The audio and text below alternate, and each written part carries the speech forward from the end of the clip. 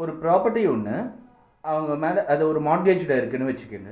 அது மேலே எதனா ஒரு இம்ப்ரூவ்மெண்ட் நடந்திருந்ததுன்னா அந்த ப்ராப்பர்ட்டி மேலே எதனா இம்ப்ரூவ்மெண்ட், லீகலாக அதுக்கு யூஸ் பண்ணுற வேர்ட் ஆக்சஷன் அப்படின்னு ஒரு பேர். ஸோ அந்த ப்ராப்பர்ட்டி மேலே எதனா இம்ப்ரூவ்மெண்ட் எதனா ஆக்சஷன் எதனா நடந்ததுன்னா, ஃபார் எக்ஸாம்பிள் அந்த ப்ராப்பர்ட்டியோட வேல்யூ இன்க்ரீஸ் ஆகிற மாதிரி அது மேலே எதனா கட்டடம் எழுப்பப்பட்டதுன்னா, இல்லைன்னா அந்த ப்ராப்பர்ட்டியோட அளவு இன்க்ரீஸ் ஆகிருந்ததுன்னா, இல்லைன்னா நல்லா விலை மதிக்க முடியாத எதனா மரம் எதனா டிம்பர் ஏன்னா ஸ்டாண்டிங் டிம்பர் எதனா வளர்ந்ததுன்னா அந்த மார்ட்கேஜ் இருக்கும்போது, ஸோ அந்த ப்ராப்பர்ட்டி மேலே ஏற்பட்டக்கூடிய ஒரு டெவலப்மெண்ட், ஒரு ஆக்சஷனுக்கு யாருக்கு ரைட் இருக்குது? அடமானம் வச்சவருக்கு ரைட் இருக்கா, இல்லை அடமானம் வாங்கினவருக்கு அது மேலே ரைட் இருக்கான்றது தான் இன்றைக்கி நம்ம வீடியோவில் பார்க்க போகிறோம். Auction of mortgaged property. First நம்ம ஆக்சஷன்னா என்னன்றது தெரிஞ்சுப்போம். ஒரு ப்ராப்பர்ட்டி மேலே எதனா ஒரு டெவலப்மெண்ட் ஒன்று, அதாவது ஆக்சஷன்றது ரெண்டு வகை இருக்குது. நேச்சுரலாக நடக்கக்கூடியது, இல்லைன்னா மேன்மேடாக நடக்கக்கூடியது. ஜஸ்ட் நேச்சுரலாக நடக்கிறதுக்கு என்ன எக்ஸாம்பிள்னா, ஒரு ப்ராப்பர்ட்டி ஒன்று ஆத்தங்கரையில் ஒரு விவசாய நிலம், வயல் நிலம் இருக்குதுன்னு வச்சுக்கோங்க. ஆத்தங்கரை கரை ஒதுங்கியிருக்கு, கொஞ்சம் ஆத்தங்கரை கொஞ்சம் பெருசாக இருக்குது, அதாவது ஆறு உள்ளே போயிருக்கு. அப்படி இருக்கும்போது அந்த வயலோட அளவு இன்க்ரீஸ் ஆகிடுது. இதுக்கு பேர் டீலூவியலைசேஷன் அப்படின்னு பேர்.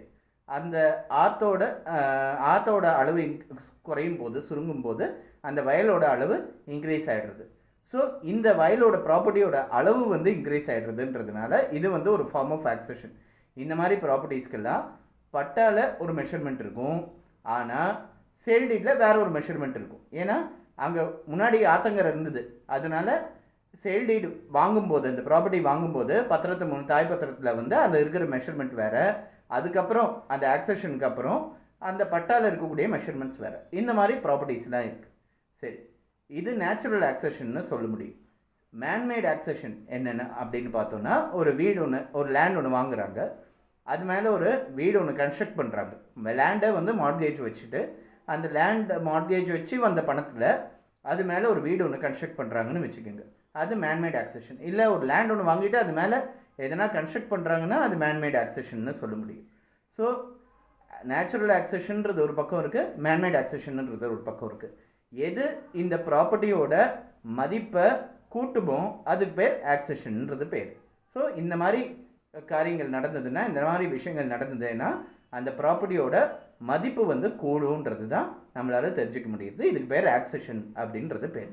சரி, இப்போது இந்த ஆக்சஷன்ன்றது ஒன்று நடந்ததுன்னா, அந்த ரைட்டு ஒரு அடமானம் வச்ச ப்ராப்பர்ட்டி மேலே ஒரு ஆக்சஷன் ஒன்று நடந்தது, அதனோட மதிப்பு கூடுற மாதிரி எதனா ஒரு சம்பவம் நடந்திருக்கு அப்படின்னா, அந்த அடமானத்து மேலே அடமானம் வச்சவருக்கு அது மேலே ரைட் இருக்கா, இல்லை அடமானம் வாங்கியிருக்கிறவருக்கு அந்த ஆக்சஷன் மேலே ரைட் இருக்கா? ஒரு வேளை அது யூசுஃப்ரக்ஷரி மார்ட்கேஜாகவே இருக்குது, அவங்களே வாங்கிட்டு, அதாவது அந்த பொசிஷனை வாங்கிட்டு அது மேலே ஒரு சில இம்ப்ரூவ்மெண்ட்லாம் பண்ணிக்கிறாங்க, மேலே 2 ரூம் கட்டிக்கிறாங்க. அப்படி இருக்கும்போது அது அடமானம் வாங்கினவங்களுக்கு அது மேலே ரைட் இருக்கா, இல்லை அடமானம் வச்சவங்களுக்கு அது மேலே ரைட் இருக்கான்றது ஒரு கொஸ்டின். இது transfer of property act section 63லையும் செக்ஷன் 70லையும் இதை பற்றி கொடுத்துருக்கு. அது என்னன்றதை நம்ம ஃபஸ்ட்டு இப்போ பார்ப்போம். செக்ஷன் 63ல் என்ன சொல்கிறதுனா, ஒரு மார்ட்கேஜ் ஒன்று நிலுவையில், ஒரு அடமானம் ஒன்று நிலுவையில் இருக்கும்போது ஒரு ப்ராப்பர்ட்டிக்கு எதனா ஒரு ஆக்சஷன், ஒரு டெவலப்மெண்ட் ஒன்று நடந்து இருந்ததுன்னா, அந்த டெவலப்மெண்ட் மேலே அந்த ப்ராப்பர்ட்டி அடமானத்துலேருந்து மீட்கும் போது அடமானம் வச்சவர் அந்த மார்ட்கேஜருக்கு அந்த டெவலப்மெண்ட் மேலே ரைட் இருக்குது. இந்த options of contract to the contrary, அதாவது இது சம்மந்தமாக வேறு எதனா கான்ட்ராக்டோ இல்லை அக்ரிமெண்ட்டோ எழுதப்படலைன்னா அவங்களுக்கு தான் இந்த ரைட் இருக்குது. அதாவது அடமானம் வச்சவருக்கு ப்ராப்பர்ட்டி மீட்கும் போது, ரிடம்ஷனும் போது அந்த ஆக்சஷன் மேலே ரைட் இருக்குதுன்னு செக்ஷன் 63ல் சொல்லியிருக்கு. ஆனால் செக்ஷன் 70ல் என்ன சொல்லியிருக்குன்னா, அடமானம் வாங்கியிருக்காரு இல்லைங்களா, கடன் கொடுத்தவர் இருக்கார், அவருக்கு ஒரு செக்யூரிட்டி பர்பஸஸ்க்காக அந்த ஆக்சஷன் மேலே அவருக்கு ரைட் இருக்குது. அதாவது ஒரு செக்யூரிட்டியாக ஒரு அடமானமாக இருக்குன்றதுனால அந்த நிலம் மட்டுமே அடமானம் கிடையாது, மேலே கட்டின வீடும் அடமானத்தில் சேரும்னு சொல்லி அவரால் சொல்ல முடியும். ஒரு செக்யூரிட்டி பர்பஸஸ்க்காக அடமானத்து மேலே அவருக்கு ரைட் இருக்குது. ஆனால் ப்ராப்பர்ட்டி மீட்டும் போது இந்த அடமானத்து இந்த ஆக்சஷன் எனக்கு சொந்தம் கிடையாது அப்படின்னு அவர் சொல்ல முடியாது. அவருக்கு மீட்டும் போது அந்த அடமானம் வச்சவருக்கு தான் உரிமை.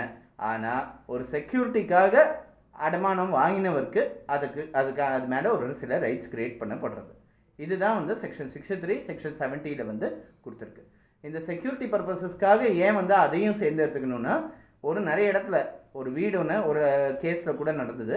லேண்ட் வச்சுருக்காங்க, மேலே வந்து வீடு கன்ஸ்ட்ரக்ட் பண்ணாங்க, லோன் வாங்கினாங்க, மேலே 2 ரூம்ஸ் கன்ஸ்ட்ரக்ட் பண்ணியிருக்காங்க. ஸோ இந்த ரூம்ஸ் மேலே இவருக்கு கடன் கொடுத்தவருக்கு உரிமை இல்லை அப்படின்னு சொல்லிட்டு கடன் வாங்கினவர் வந்து சொல்கிறாரு.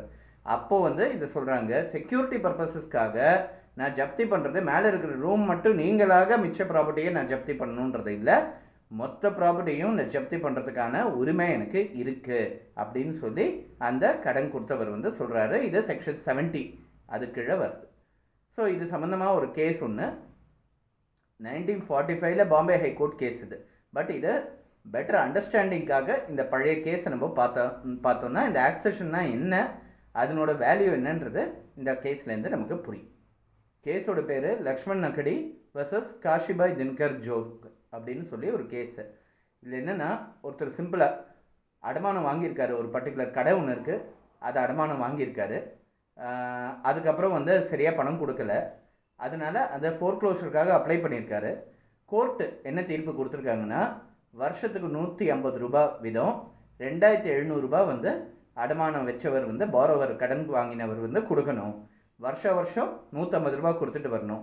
2 வருஷம் கண்டினியூஸாக டிஃபால்ட் பண்ணாரு, டிலே பண்ணிட்டாரு அப்படின்னா அந்த கடையை ஜப்தி பண்ண முடியும் அப்படின்னு சொல்லி கோர்ட் வந்து ஒரு ஆர்டர் ஒன்று பாஸ் பண்ணியாச்சு. இந்த டிகிரி இருக்குது.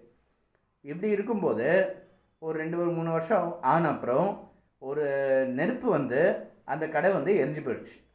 அதுக்கப்புறம் அதே இடத்துல ஃப்ரெஷ்ஷாக இன்னொரு கடையை வந்து கட்டியிருக்காங்க.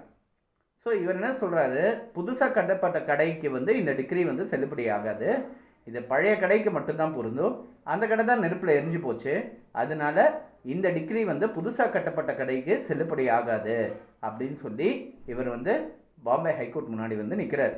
இதுதான் கேஸு.